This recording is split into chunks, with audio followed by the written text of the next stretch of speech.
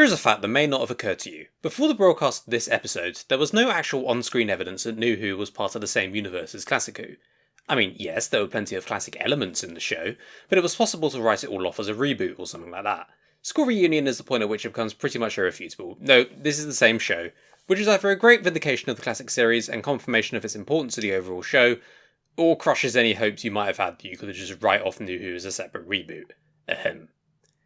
Anyway, to anyone who doesn't know, which surely can't actually be anyone at this point, right? Anyway, this is the return of Sarah Jane Smith, and frankly, if the classic series was being given its due in NuWho, this was going to be the way to do it.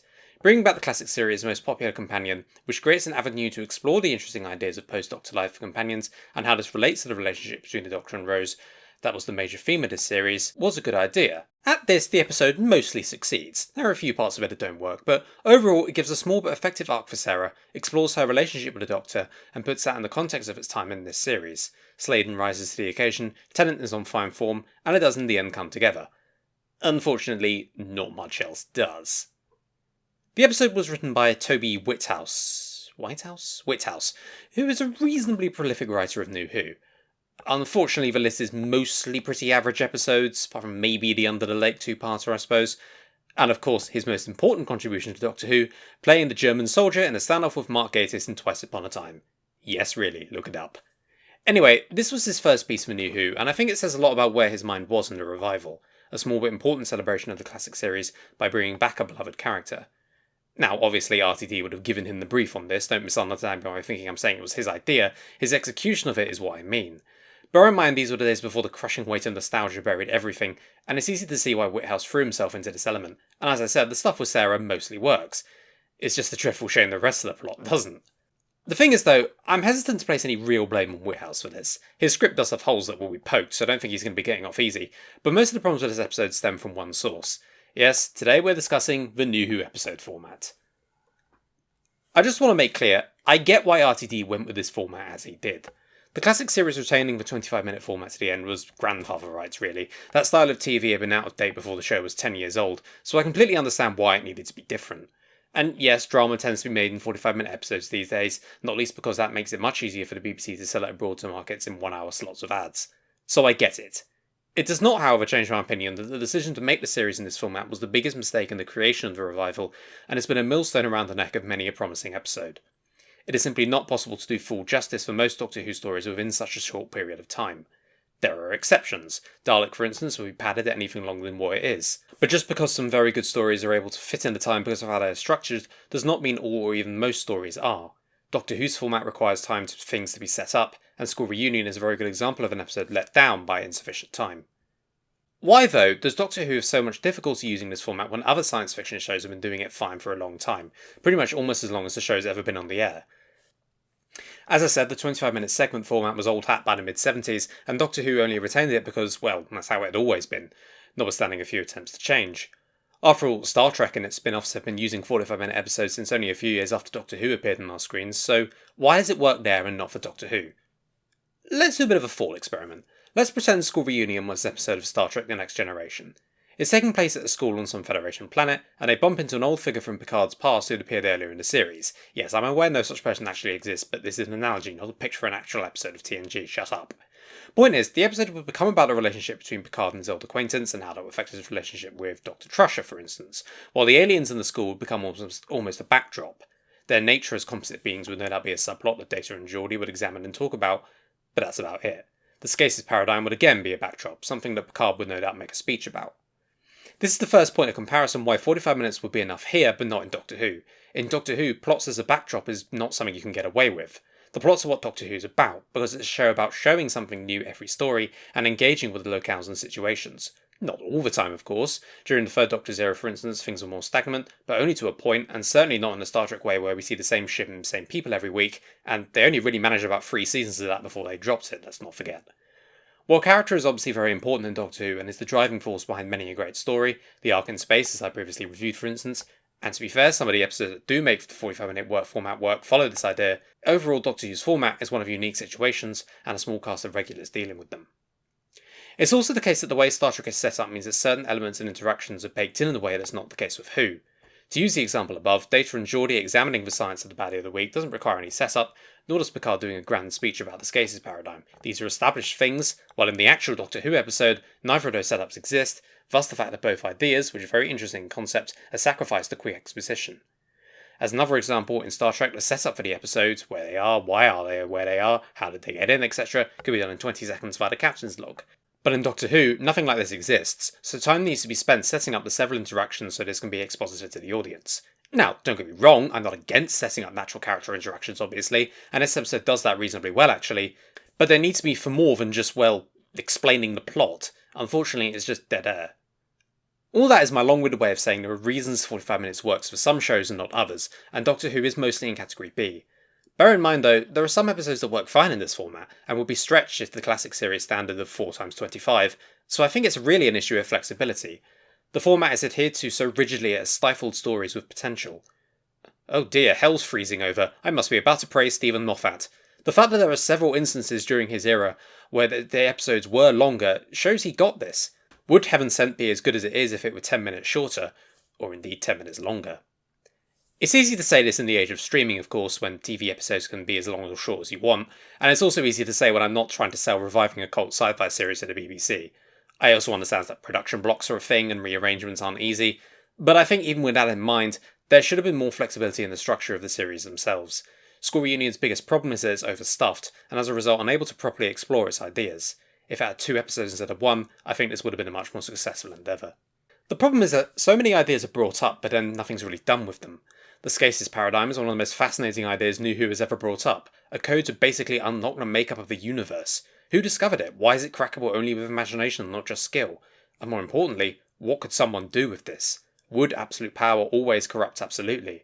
Would the Doctor, a hero who is not flawless, a very important aspect of his character I think shouldn't be forgotten, truly be tempted to reshape the universe as he wanted it, or would his better nature truly prevent that temptation? Well, hope you have an active imagination, because that's the only way you're getting any answers to those questions. Well, not the only way. There's a brief scene between the Doctor and Finch where he does indeed tempt the Doctor with the powers of a god, and it takes Sarah's intervention to bring him back to the light. This is the best scene of the episode, but it's all too fleeting. I'd have loved to dedicate much longer to whether the Doctor would have taken this step, and it would have been a great way to establish the 10th Doctor's character early on, because, after all, it's pretty easy to think of how the other Doctors would have reacted. The 3rd Doctor, for instance, wouldn't even have had to think about it. Playing God is such an affront to his moral code it would have been unthinkable for him. Indeed, he was presented with a fairly similar dilemma in Colony in Space. Whereas the 7th Doctor would probably have beaten the Krillitanes to it, let's be honest. A similar insight into the 10th Doctor here would have been using a fantastic opportunity, and to be fair, it's there that the experience of the Time War is leading him to temptation against his better judgment, but ultimately it doesn't take much persuasion. There's just not enough of it, and it's a shame. For once as well, this isn't really a case of wasting time with mindless spectacle instead of substance, because there's not really that much of it here, and what there is pretty mild as NuWho goes. It's just that there isn't enough time to explore this and everything else. I think this should have been a 2-parter to give more time to explore these fascinating ideas. Another victim of the lack of time are the villains, who are mostly pretty shite. Anthony Head's excellent performance gives Finch far more depth than what's on the page. It's not bad as written per se, just very lacking, as his motivations are just unlimited power, and his insights into the Doctor's character don't go far enough, as I said. Aside from being absolutely terrible CGI, and as in terrible even by early NuWho's pretty low standards, they're just not very well executed. The idea is a sound one, a composite race taking physical features from others, but the questions of how and why are just left dangling, this entire idea being established by exposition and then just left there. Likewise, the fact their own oil is now lethal to them, again, just established by exposition for plot convenience in the ending, and otherwise goes nowhere, without exploring any of it. Also, how exactly does their oil make people super smart? If these idiots could manage to do something like that, why hasn't every major player in the Who universe made an army of extraordinarily intelligent super soldiers to conquer the universe? And even more obviously, why hasn't someone tried this exact ploy to try and conquer the Scasis paradigm? You'd think the Daleks would have better technology than this lot could easily make a super smart soil, and, well, they're hardly above a bit of child slavery, are they? So, why haven't they done this? Prior to the Time War, obviously, before some smart Alec points it out, but the point stands. The point is that these questions inevitably arise when such ideas are thrown in and not given their proper due. You can have your cake and eat it too if you want a ragtag bunch of space bat tools with the means to crack the most powerful equation in the universe, but you need to dedicate some time to ensuring the script works with that, because here it just doesn't. What also doesn't help is that the villains behave just really stupidly, in a way that makes it kind of unbelievable the only person to have noticed anything wrong was Mickey. Let's start with a teaser, which involves Anthony Head calling me a wanker, and then with this child, who's brutally and needlessly killed, because it wouldn't be an RTD-era script otherwise. It's based on a really stupid premise, though, that she's an orphan. The nurse sent me, sir. I was in English and I got a headache. Don't bother me, go home. I can't. Why? Is your mother at work? I live in Ambrose Hall, the children's home. No parents. No one to miss you. Well, first of all, Head is really trying his best here, but these lines are so stupid. He might as well be wearing a t-shirt that says, "I'm evil." Secondly, yeah, people will miss her. It's not 1834 anymore. Children's homes are not ran by evil Charles Dickens characters. They are professional, heavily regulated institutions that will absolutely notice if a child goes missing and immediately contact the police, who will quickly track her down to the school as her last known location, and that's rather the end of your evil plan, is it not? Difficult to crack the Scasis paradigm when you've been nicked for child murder, isn't it? And yet, apparently, despite children going missing, absolutely nobody apart from Mickey has noticed a damn thing wrong. The villain's behaviour throughout the rest of the episode makes this even more unbelievable, just nonchalantly being out and about in their normal forms, just doing so before the children have left the building here, just sleeping in the school building right out in the open so that anyone coming in to nick the overhead projectors would discover them easily, and of course my favourite bit, when one decides to fly right out in public to follow the Doctor. Yes, I know, it's the middle of the night, but guess what? London does not suddenly stop at 10 PM, even in the absolute dead of night, which this isn't because the cafe is still open. There are still people about. They might, I don't know, notice the giant flying bat? Although it does give this unintentionally hilarious image of Anthony Head kneeling down next to this awful looking CGI bat, so, This is made even worse when it decides to dive bomb our heroes for no apparent reason. Probably just to prove they're evil, really. Also, they replaced half the teaching staff, which I'm going to be charitable and assume is because they didn't have the numbers themselves to fill it out.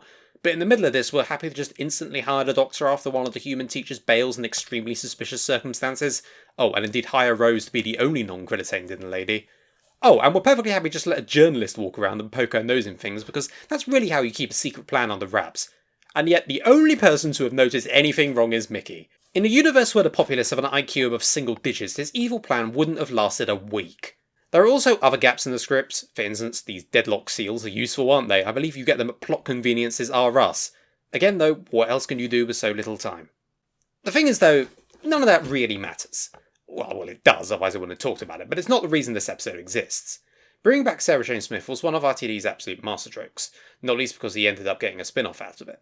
After establishing the revival as a hit, it was obviously, as a fan, he now had the excuse to explore the classic series a bit more, and throw a bone to fans in that respect. With that idea, bringing back Sarah becomes the most obvious thing imaginable. She was the companion during the classic series' most popular period, and would be widely recognisable to parents of kids watching NuWho then.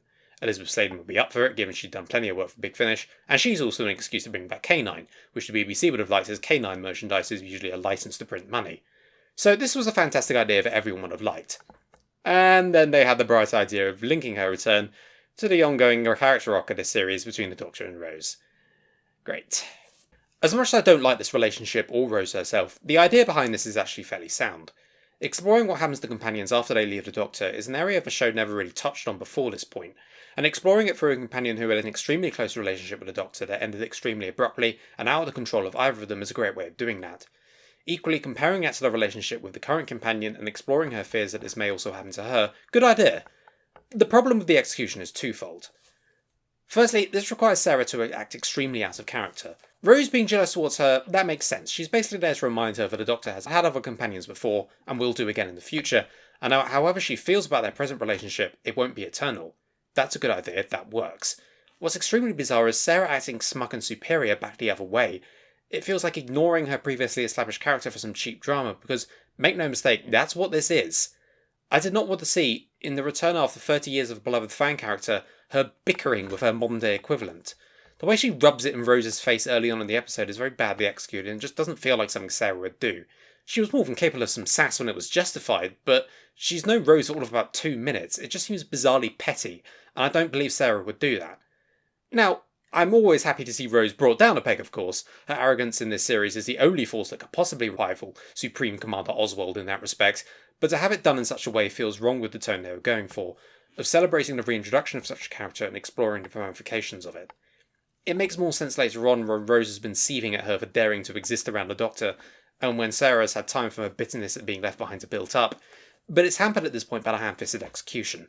They argue a bit and have a who faced bigger baddies contest, which Incidentally, amusingly mentions Invasion of the Dinosaur. Really good idea bringing up a story with notoriously bad effects when you have CGI Batthink here running around. And then just laugh and that's that. They're all friends now, all resolved. Great to see NuWho doing what NuWho does best, just starting to resolve character conflicts, cos. Secondly, I feel this is based on kind of a false premise. The Doctor and Sarah's relationship was not a romantic one. It was a very close one in which they deeply cared for each other, but it was strictly platonic. This is, for better or worse, and I think I've made my opinion clear, I believe worse, not the case for the one we're intended to see between the Doctor and Rose, and trying to compare these two relationships is a false equivalence. Either you have to have Rose jealous of a relationship that poses absolutely no threat to hers, and therefore the conflict could be resolved in one conversation, or retroactively rewrite the relationship between the Doctor and Sarah. Neither would have been ideal. This episode, in its overarching wisdom, decides to do both. Rose should have no logical reason to be jealous of Sarah in this regard, but because the Doctor won't just come out and tell her, don't worry, we weren't like that, it carries on. Meanwhile, the scene in the cafe between the Doctor and Sarah is a sign of the exploration of a relationship the episode should have been focusing on, that he left her so abruptly and how this affected her life. And I'd like it if it had focused entirely on this. Did I do something wrong? Because you never came back for me. You just dumped me. I told you. I was called back home, and in those days humans weren't allowed. I waited for you. I missed you. Oh, you didn't need me. You were getting on with your life. You were my life. Instead of... I didn't get a chance to ask. You haven't... There hasn't been anyone... You know... Well, there was this one guy.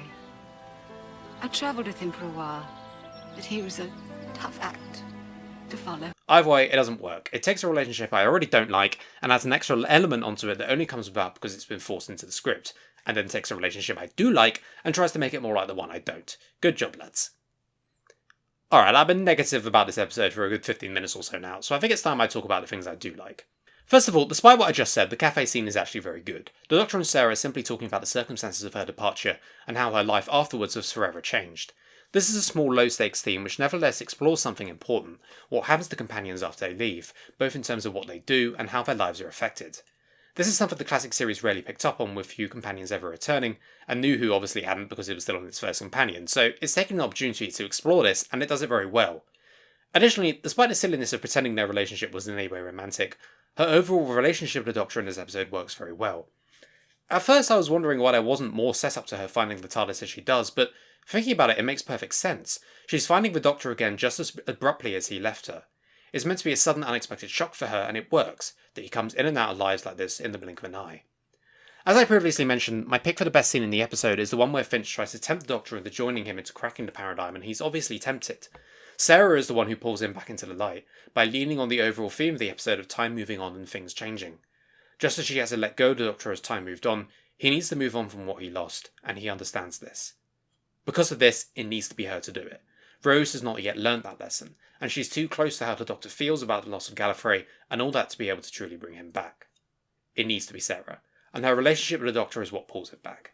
As I said earlier, my only regret is that the scene is so short, as so much could have been done with it, but overall it's still excellent. This element is the best of the episode. The return of K9 is a great idea in bringing back a fan favourite, and indeed in terms of K9 merchandise, making the BBC very happy financially, but also in terms of what he represents in this relationship. He's her reminder of what she had, a link to her time with the Doctor that's been crumbling as time has passed, just like everything else. And let's be honest, it's amusing they made a plot and character point out of picking K9 and Company's plot holes, but I digress.